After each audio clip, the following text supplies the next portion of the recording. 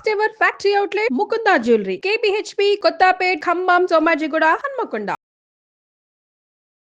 అందరికీ నమస్కారం. నా పేరు మాధురి. ఈ నెల మార్చి 8 నుంచి 15 వరకు ద్వాదశ రాశుల మహిళలకు ఎలా ఉండబోతుందో మనకు తెలియజేయడానికి మనతో పాటు ఉన్నారు ప్రముఖ జ్యోతిష్య పండితులు బ్రహ్మశ్రీ నందిబట్ల శ్రీహరి శర్మ గారు. నమస్కారం గురుగారు. వాగర్థావివ సంపృక్తౌ వాగర్థ ప్రతిపత్తయే జగతః పితరౌ వందే పార్వతీ పరమేశ్వరౌ ఆదిత్యాయ చ సోమాయ మంగళాయ బుధాయ చ గురు శుక్ర శనిభ్యశ్చరాహవే కేతవే నమః. శృంగేరి జగద్గురు పీఠాధిపతులకి కంచిపీఠాధిపతులకి నమస్కారములు తెలియజేసుకుంటూ కార్యక్రమాన్ని ప్రారంభిద్దాం. గురుగారు, ఇక మిథున రాశి వారికి ఈ వారం ఎలా ఉండబోతుందో తెలియజేస్తారా?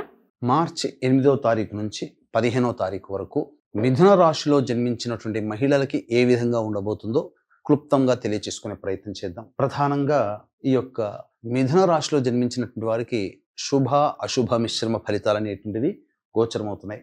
గమనించుకున్నట్లయితే ప్రధానంగా రాశిలోనే కుజుడు స్తంభించి ఉండడం, జరిగేటువంటి ఇబ్బంది ఏంటి అనంటే అన్నిటికీ తొందరపాటు నిర్ణయాలు తీసుకోవడం అనేటువంటిది ఈ మిథున రాశిలో జన్మించినటువంటి మహిళలు గోచరమవుతున్నాయి. ముందు వెనుక ఆలోచించకుండా చేసే పనుల వల్లనే ఈ యొక్క 15వ తారీఖు లోపల ఇబ్బందికర పరిస్థితులు అనేటివి కలుగుతాయి. కాబట్టి లౌక్యముతో వ్యవహరించండి, శాంతంగా ఉండండి. అన్నిటికంటే మించి ఈ కుజగ్రహ ప్రభావంలో ఏమవుతుంది, తొందరగా నిర్ణయాలు తీసేసుకోవడం, తొందరగా ఆలోచన చేయడం, తొందరగా పనులు చేయడం, దీనివల్ల శారీరకంగా అనారోగ్యంతో పాటుగా మానసికంగా ఎక్కువగా చులకనైపోతారు. ఎదుటి వాళ్ళలో తొందరపాటుగా ఉండడం అనేటువంటి స్వభావం వల్ల ఆ చులకన భావాన్ని తెప్పించుకోకండి. ఇది గమనించాల్సినటువంటిది. ముఖ్యంగా తొందరపాటు నిర్ణయాల వల్ల చాలా అవకాశాలను మీరు కోల్పోతారు. మరి వీరు చేసుకోవాల్సిన పరిహారాలు ఏంటంటారు? ఇక గురువు వ్యయస్థానంలో ఉన్నాడు, మంచిదే.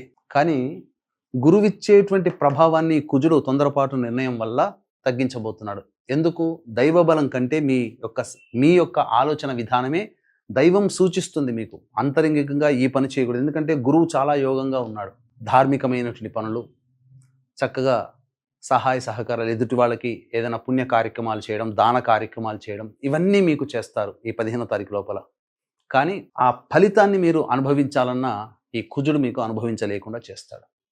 అంతేకాకుండా రవి శని ప్రభావము చేత ఈ యొక్క నిరుద్యోగస్తులు ఎవరైతే ఉన్నారో వాళ్ళకి కాస్త అనుకూలంగా లేని సమయం. కాబట్టి ఇప్పుడు ఏమాత్రం కూడా ఉద్యోగ మార్పు కానీ, కొత్త ఉద్యోగం కోసం వెతులాడడం కానీ సమయం అనుకూలంగా లేదు. కొత్త వ్యాపారం చేయడానికైనా కానీ సమయం అనుకూలంగా లేనప్పుడు మనం ఏం చేసినా ఫలించదు. కాబట్టి జాగ్రత్తలు పాటించండి.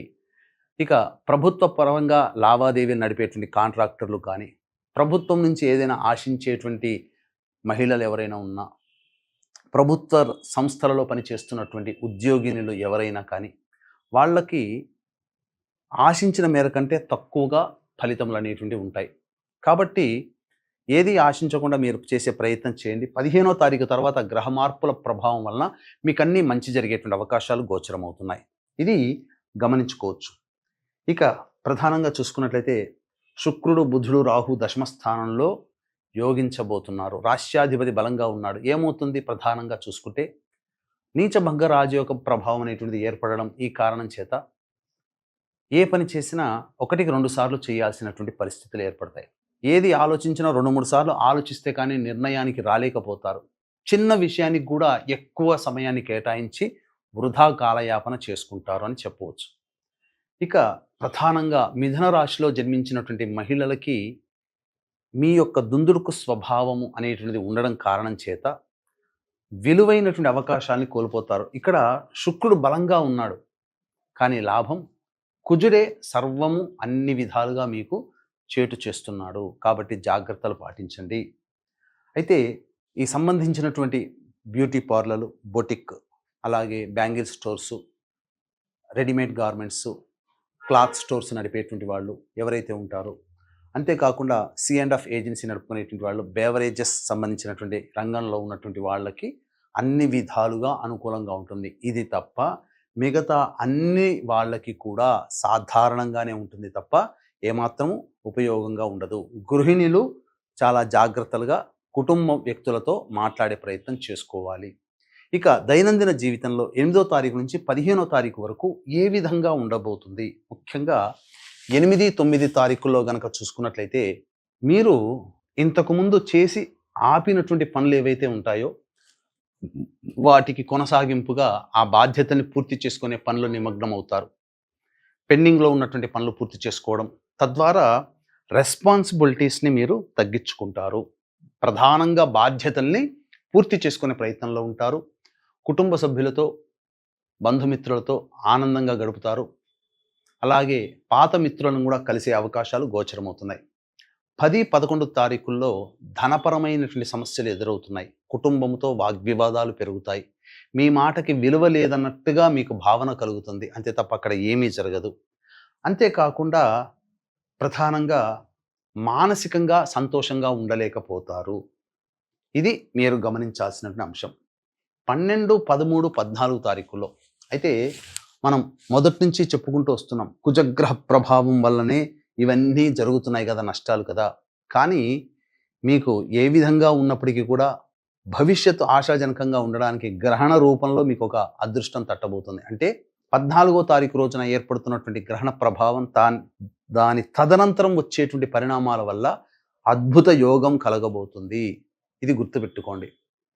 కాబట్టి 12, 13, 14 తారీఖుల్లో రాని బాకీలు వసూలవుతాయి. కుటుంబ అవసరాలు, ఖర్చులకి మించినటువంటి ఆదాయం లభించడం, తద్వారా అన్ని రకాలుగా ఆనందదాయకంగా ఉండడం అనేటువంటిది ఈ యొక్క 12, 13, 14 తారీఖులో గోచరమవుతుంది. ఆనందంగా, ఉత్సాహంతో బంధుమిత్రులతో గడుపుతారు. 15వ తారీఖు రోజున మాత్రం సమయం అనుకూలంగా లేదు. ఈ కారణం చేత కొన్ని ఇబ్బందికర పరిస్థితులు అనేటువంటివి ఎదురవుతాయి. గృహంలో మార్పులు చేర్పులు చోటు చేసుకుంటాయి. వాహనాన్ని నడిపేటప్పుడు జాగ్రత్తలు పాటించాలి. ఇది క్లుప్తంగా చెప్పదలిచినటువంటిది. అయితే 10, 11, 15వ తారీఖు ఈ 3 రోజులు తప్ప మిగతా అన్ని రోజులు కూడా మిథున రాశిలో జన్మించినటువంటి మహిళలకి అనుకూలంగా ఉన్నాయి.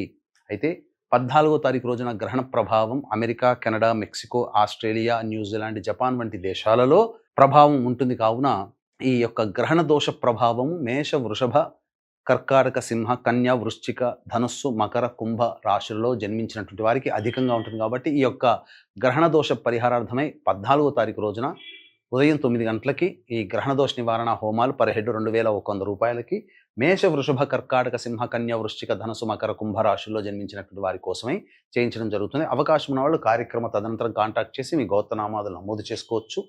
కాబట్టి ఈ యొక్క సమస్యల పరిష్కారం కోసమే ప్రతిరోజు, అంటే నిత్య జీవితంలో ఎదురయ్యేటువంటి సమస్యల పరిష్కారం కోసం ప్రతిరోజు కూడా సుబ్రహ్మణ్య భుజంగ స్తోత్ర పారాయణము, అలాగే వీలు కుదిరినప్పుడల్లా సుబ్రహ్మణ్య స్వామి దేవాలయంలో అర్చనాభిషేకాదులు జరిపించుకోవడం, తద్వారా చాలా మటుకు సమస్యలు శాంతిస్తాయి.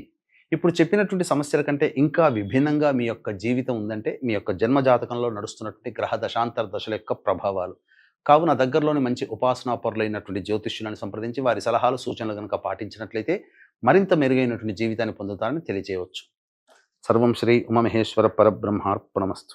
గురుగారు, మిథున రాశి వారి మహిళలకు ఎలా ఉండబోతుందో తెలియజేసినందుకు ధన్యవాదాలు.